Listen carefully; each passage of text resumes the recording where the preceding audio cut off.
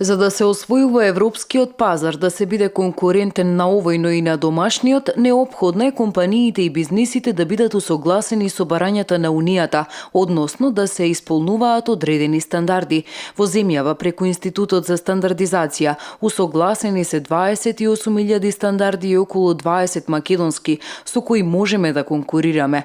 Токму во таа насока во Битола изминативе неколку дена се спроведуваше обука за заинтересираните странки со цел пристапност и важност на самата стандардизација преку експерти од Шпанија. Денеска имаме семинар во врска со тоа како ги правиме стандардите во Европа, како и регулативата за градежништво на Европската комисија.